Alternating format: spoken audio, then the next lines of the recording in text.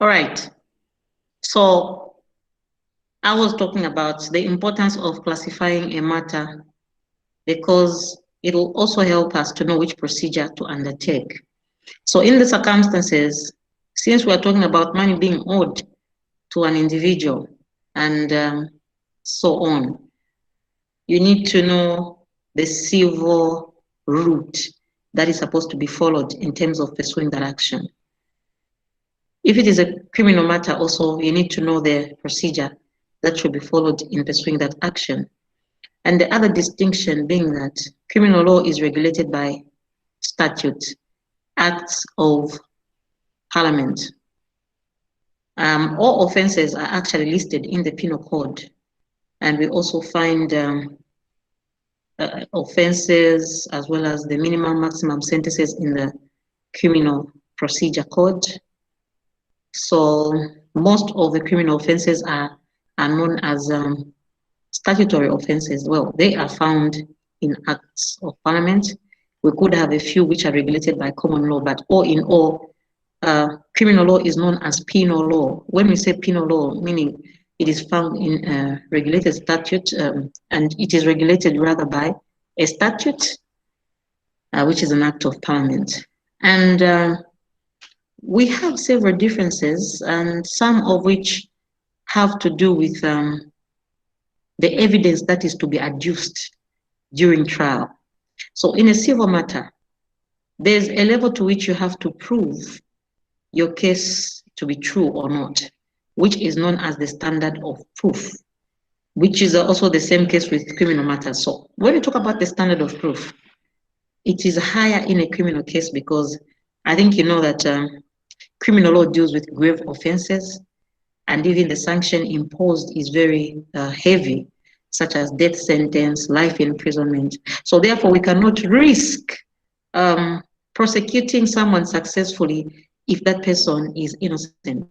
So meaning the standard of proof is very high, and it is known as a standard of proof which is beyond reasonable doubt. Some of you have watched crime channels before.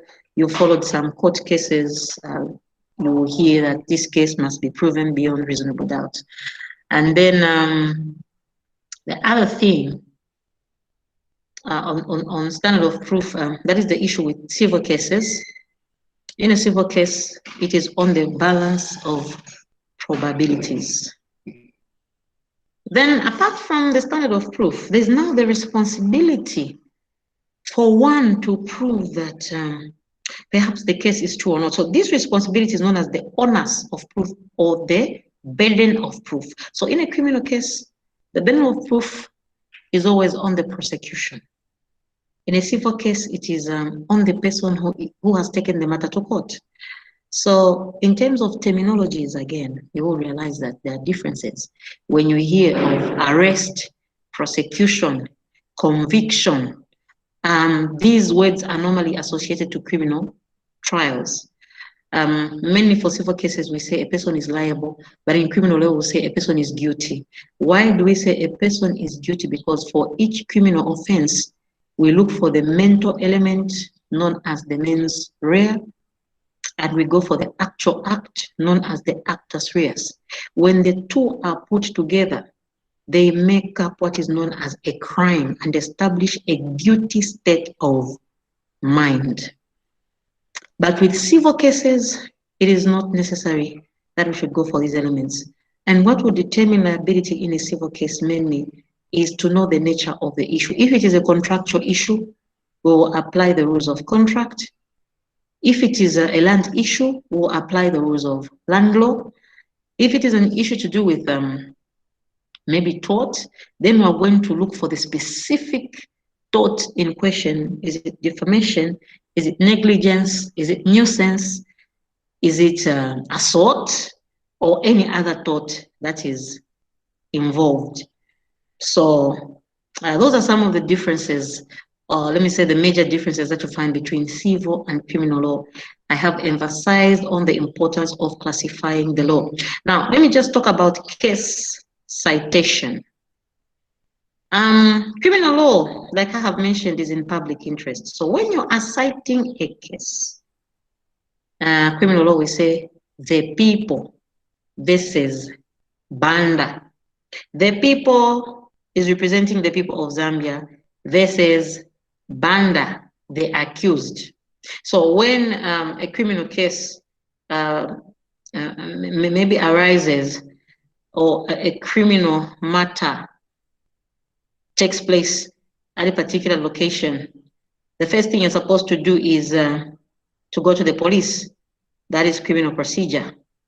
And the police will push it to the magistrate's court. That is the procedure that is followed in criminal cases.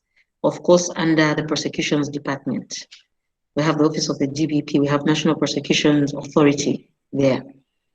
Of course, some of you could be police officers serving when you talk about the charge sheets, recording of an information, and so on. So those are some of the procedures that you find under criminal law. So that is the case citation. The person who starts up the criminal matter is the complainant. The one against whom the case is being brought is known as the accused. In a civil matter, the first name represents the person suing, and we call that person plaintiff or plaintiff or claimant. And then the following name, so if it is Banda versus Piri, it's Banda and Piri, meaning the dispute is between Banda and Piri. So Banda is the plaintiff or the claimant. Piri is the defendant.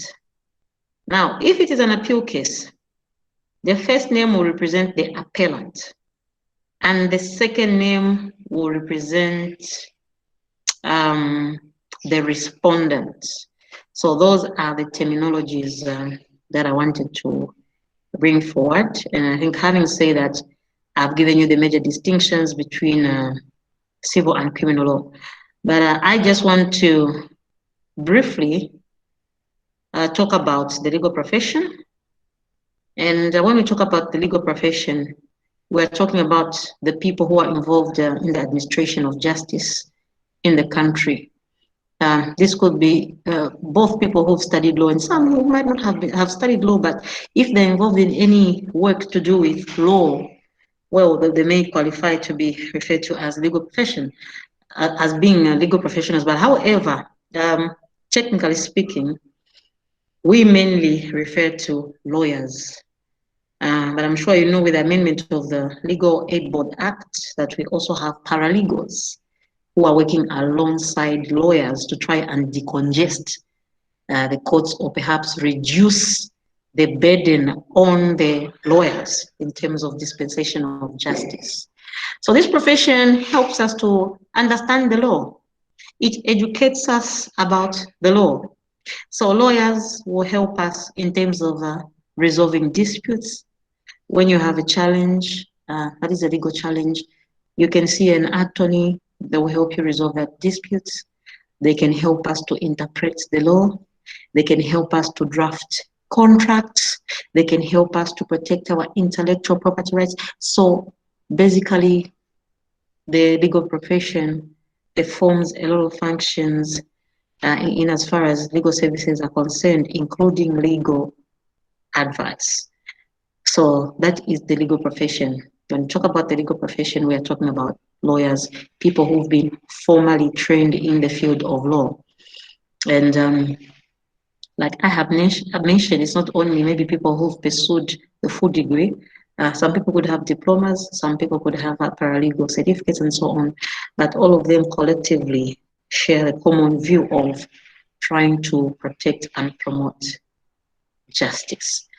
So basically, I think that is a summary that I wanted to give you, or the main points on the classification of the law, that is civil and criminal law, and also on the importance of the legal profession. So I should be taking your questions in the next 2 minutes. Let me just stop the recording.